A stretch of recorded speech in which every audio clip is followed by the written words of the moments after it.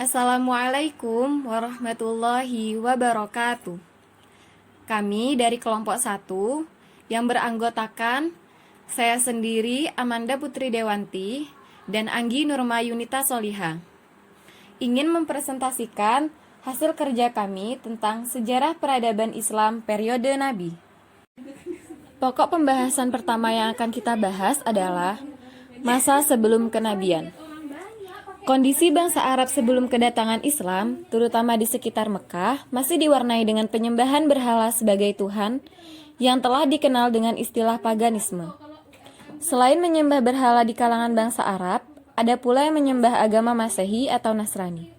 Agama ini dipeluk oleh penduduk Yaman, Najran, dan Syam. Di samping itu juga, agama Yahudi dan Madinah, serta agama Majusi atau Mazdaisme, yaitu agama orang-orang Persia.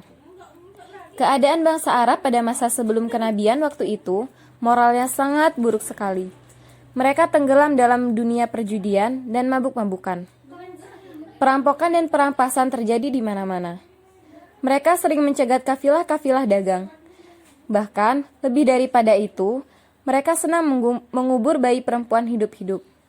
Kedudukan wanita saat itu sangat tidak berharga di kalangan bangsa Arab. Mereka dapat diwarisi seperti benda atau binatang ternak. Ada kalanya perempuan diharamkan untuk memakan jenis makanan yang dikhususkan untuk kaum pria saja. Setiap bangsa Arab terkenal dengan rasa fanatik kesukuan yang amat besar sekali. Disebabkan oleh adanya rasa fanatik kesukuan inilah, sering terjadi peperangan di antara mereka. Dan setiap peperangan bagi bangsa Arab adalah menjadi kebanggaan mereka.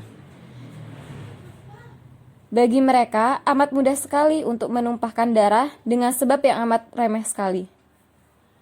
Di mana ada kalanya suatu peperangan mungkin akan berlangsung selama 40 tahun yang memakan ribuan jiwa.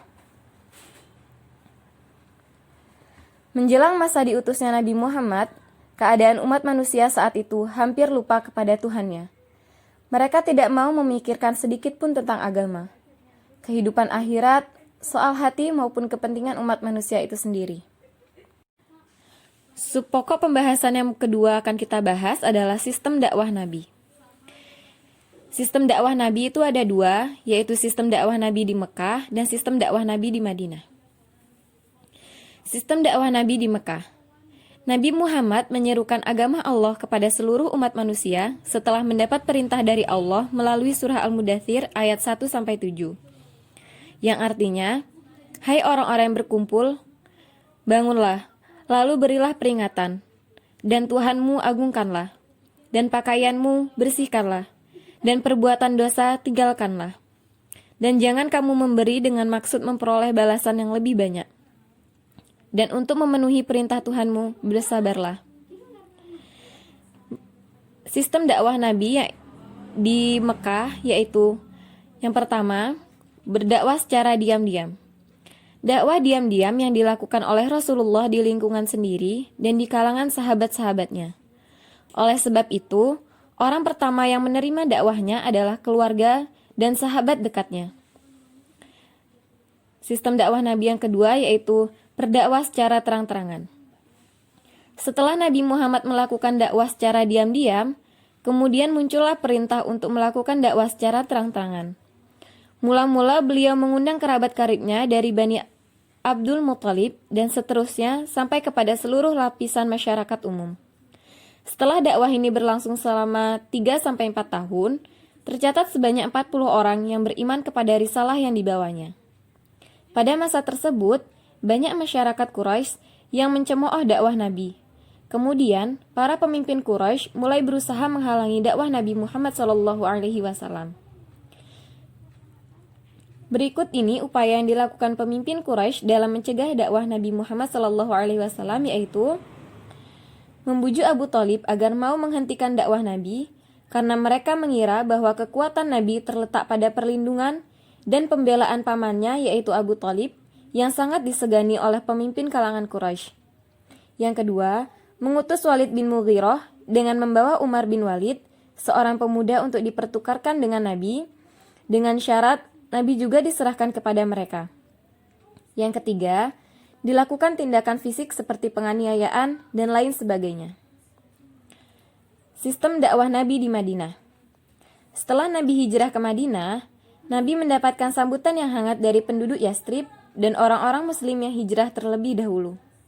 Di sana, beliau mendapat lebih banyak pengikut dari kalangan muhajirin yang kemudian menjadikan Nabi sebagai pemimpin mereka. Penduduk kota ini terdiri dari 3 golongan, yaitu penduduk Ansor atau penduduk asli, kedua penduduk pendatang atau muhajirin, ketiga umat Yahudi yang dipaksa keluar dari tanah Arab. Strategi dakwah yang dilakukan Nabi Muhammad di Madinah antara lain adalah dibentuknya Piagam Madinah.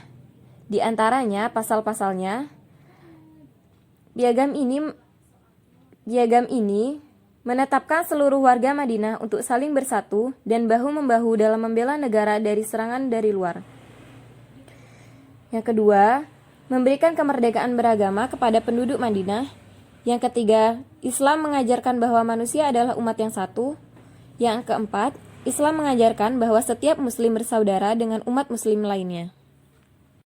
Saya akan menjelaskan kelanjutan dari materi yang sudah dijelaskan oleh Mbak Amanda. Model kepemimpinan Rasulullah. Perlu diketahui bahwa model kepemimpinan Rasulullah itu menggabungkan 5 model kepemimpinan barat, yaitu otokratis, militeristis, paternalistis, karismatik, dan demokratis.